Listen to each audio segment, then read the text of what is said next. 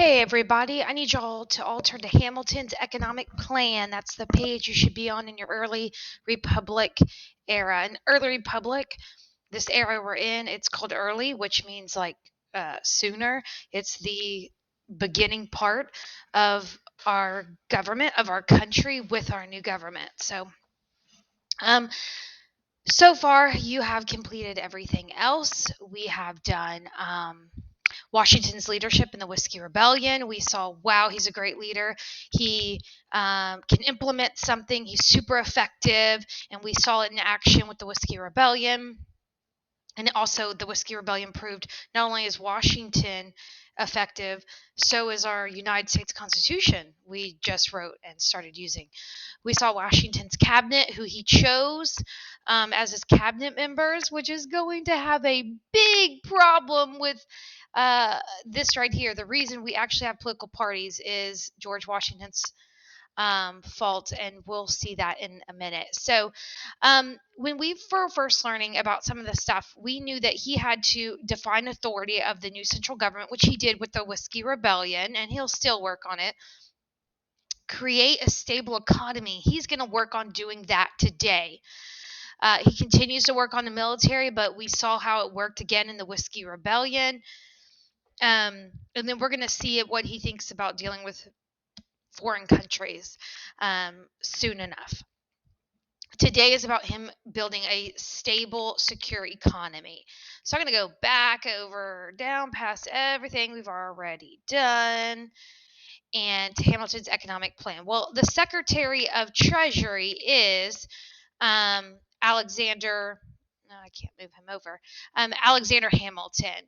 And so George, when he becomes president, they say, "Congratulations, George!" And we are still in debt from the American Revolution. The American Revolution ended only about 10-ish years before we elected George.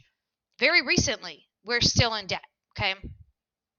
Um, so today you're going to see how. So George is going to tell, of course, Alexander Hamilton to figure out how to get us out of debt because hey, you're the money guy, so figure it out. Okay. Here's what I want you to think of. What are you currently responsible for paying for? Make a list of what you currently. Some of you are going to write nothing. Some of you might write snacks at the gas station. I don't know. Use your birthday money for that. But a lot of you are going to put nothing. Because do you pay the water bill? Do you pay the rent, mortgage, cable bill?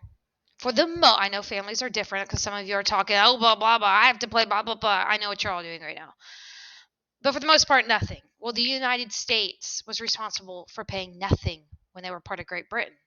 Well, when you move out of the house, when whatever age that may be, and again, it's different for different kiddos, when you move out of the house, what are you going to be responsible for paying for? I want you to put a list in this tiny little box.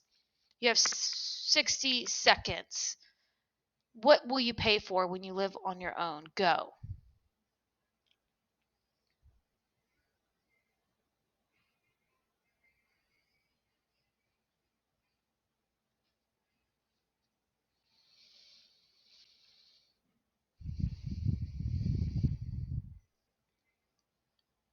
Okay. So, again, you might put gas, food, your rent, electric bill, phone bill, restaurants, entertainment, going to the movie. There's a lot you'll end up paying for. Hint, hint, adulting ain't easy. Stay at home as long as you can. Some of you are probably like, no, I'm moving out. But no, I'm telling you, not paying for bills is a really cool thing. Okay. There's a reason I'm telling you that. Well, when America became independent, they had to start paying for stuff on their own, and they were in debt. So let me read this introduction to you. When many young people move out, they often struggle with not having enough money and go into debt. The young United States was the same way. After winning the American Revolution and becoming independent from England, their mother country, the U.S. faced a huge debt, $54 million. It was a seriously it was a serious problem that needed to be fixed. George Washington expected his Secretary of Treasury to solve the debt issue. Alexander Hamilton believed he had a plan to fix this problem. In order to solve the problem, the US needed two things: ways to make money and a place to keep money. I know 54 million, okay, that might sound like a lot to some of y'all, but actually in this time, I mean, just to let you know, we are in today $1 trillion in debt. So let me see. Current US debt. Let's see. Here's your real time. USDebtClock.org. We are in the trillions in debt. It changes every second. Our budget's really, really, really big. This is a lot to read. Oh, it just popped up with a historical fact. How do I get that back? You'll meet a man named Jackson who will get the United States out of debt. Very rare that we're not in debt. So we're in the trillions now. So 54 million though back then was a whole bunch. So let me get right. There's lots of websites with these debt clocks. United States. This one, see, it has the same thing. And see how it's changing? Like I kid you, that's how like hardcore it is with the United States money. Okay, I get off task. Here we go. Okay, you can always Google that another time and watch the numbers change and look at that. So $54 million in debt. We had to get out of debt. That was a massive amount of money that at that time. Okay, so here's the big thing. We need to know what was Hamilton's plan. And why this is also important is because some people will disagree with it, and it's going to cause a big fight. And we'll talk about that tomorrow and the next day between these two guys, which is Hamilton and Jefferson. Which I love. And we have a brain drain for this. And it's the brain drain I tell you all year that even if my students failed the STAR test, they got that question right. So I was always very proud of that. Anyways, moving on. Okay, this is easy. Keep it easy. Look at the picture. Yeah, look at the two pictures. Write down two things you see in this picture that you notice, and write two things you notice about this picture. So your teacher can pause this video, you can talk it over with the person next to you, and get four things written down. Go. Okay. So you should notice this says bank, this says bank. What do you notice about the size of the two banks? One's really big, one's really small. You'll see what that comes into play later. But this obviously has something today to do with some banks. And this is an actual historical picture. And there's a little post office. And then what does this word say? Taxes. Look at these people looking at it. Is the word taxes look big or small compared to these people? It looks big. Okay, that has a point with today. So hopefully you analyze these pictures and you have something written down here. Not a good way to make a zero just because you did not analyze and write down what you saw in the pictures. Okay, moving on. Let's get to the meat of this all. First off, you're going to hear about tariff today. Let me make it very clear. Understanding and going into deep detail about a tariff is a big fat waste of time. All you need to know is a tariff is a tax on goods from another country. So imagine, so here's a little picture, and you have this on your paper. So let's say there's a pair of socks for $2, and Great Britain sells their socks for $1.75. Well, hey, I'm going to buy the British socks because they're cheaper. I mean, I do this stuff at the store every single day. But Great Britain is a from another country. It is another country. So if you buy these, you're going to have to pay a tariff, which is going to be 75 cents. And then you end up with the socks are now $2.50. Oh, well, that tariff just made the British socks more expensive. So now you're going to go back to buying the American made. See, a tariff forces you to buy American made. But slow down. It still sucks for us as the consumer because had there not been a tariff, we would have just paid $1.75 for these socks. However, The other argument is, hey, but now you're buying American made products, which give Americans more jobs and the money goes back into our economy more. So tariffs are debated today, right now, as we speak. And we actually don't have a lot today, and I could get way off top on tariffs. But that's all you need to know. You don't have to buy a tariff. You don't have to pay a tariff if you buy an American made product, but you do have to pay the tariff if it's from another country. So that's how the tariff works. That's all you need to know. Moving on. Here's what you and your partner are going to do. If you want to work on your own, that's fine. But of course, I always tell you it is factual. If you read out loud, it is going to make you smarter. So I'm going to read this part to you, and you're going to do the rest. As Secretary of Treasury, Hamilton was faced with a huge challenge to stabilize the U.S. economy. In order to do this, Hamilton developed a plan that focused on raising taxes to pay off the national debt and creating a national bank.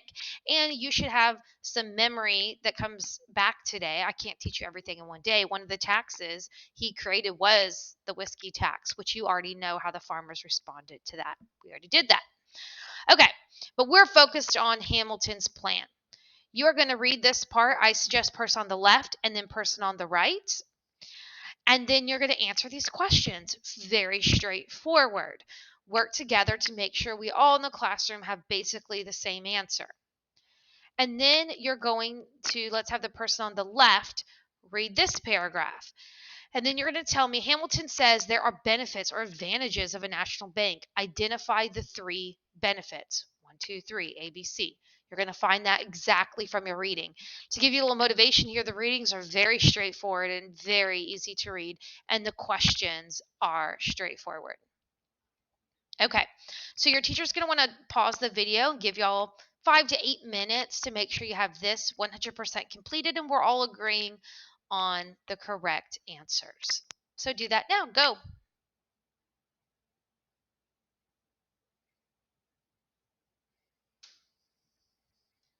Okay.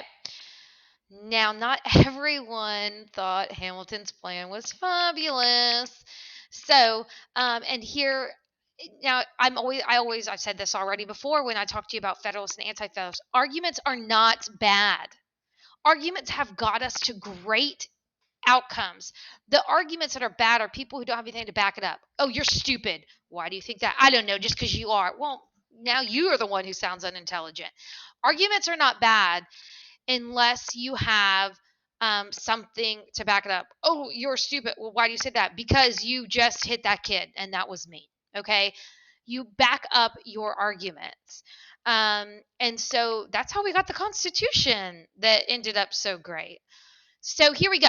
Now that you know what Hamilton's plan was, let's talk about the arguments against it. And just to recap, his plan was to add the excise tax. In case you didn't, a lot of y'all will say exercise because if you just glance, it might look like that. But the excise tax on manufactured goods. So manufactured goods are something that is made, manufactured. So a banana is not manufactured, but banana bread is. Okay.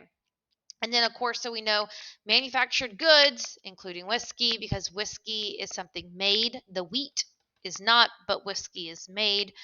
And a tariff. So he's got an excise tax and add a tariff on imported goods. Simple. Okay. Then he says he can create a national bank so that what are the benefits? You can, if the federal government has a bank, then they can keep their money safely there and then they could loan out money to people to help Americans, and they would have a lot of money to be able to loan out and then charge people fees. And then they make even more money by for the national government by making money off those fees from the loans.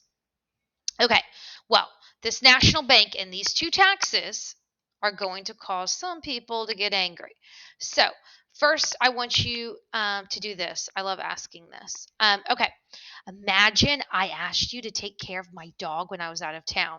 I tell you to walk my dog, feed it, and do whatever is necessary for the health of my dog.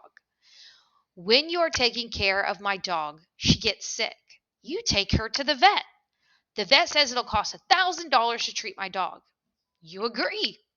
When I return home, you give me the vet bill for $1,000. I am shocked. Should you have taken my dog to the vet. Why or why not? I want y'all to argue this out. Ask the adult in the classroom what they would do.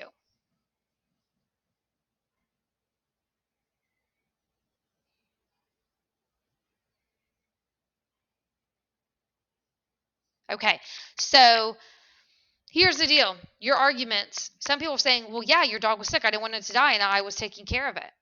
And a lot of you say, you said do whatever is necessary for the health of my dog. Your dog was sick. I took it to the vet. But guys, don't act like $1,000 ain't a lot of money, because if someone gave me, after I went on a weekend trip, I come home and I have $1,000 bill, I'm going to be like, oh my God, what if I don't even have that money?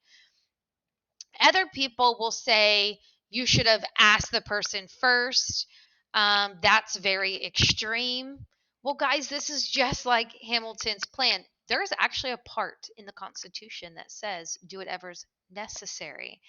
And that, again, so let's look at their arguments here. So here's Jefferson's arguments, okay, about, again, the big topic of today, Hamilton's economic plan. Cross that out. It's Hamilton's money plan. Okay, so here's what you're going to do now. You're going to read this, again, a very easy read. Then this has elastic clause, if that helps you with the reading. You're going to read, now, small farmers have an issue. What is the small farmers have an issue? You're going to read that. And the large farmers. Here's what you're going to do. And again, another easy read for you. Who opposed the plan? Well, these three groups or person. What part did they oppose? Did they oppose the national bank or the tariff or the excise tax? Again, in this box, you're to write either national bank or excise tax or tariff. Got it? Okay. I feel like I have to write that again. So you are writing tariff or excise tax or national bank. Write only one of those. Okay? And then why? Tell me why. Don't just say, well, they didn't like it. No, that's a bad, wrong answer. I will say wrong. Tell me why. It comes straight from the reading. So your teacher will need to pause the video so that you can complete this.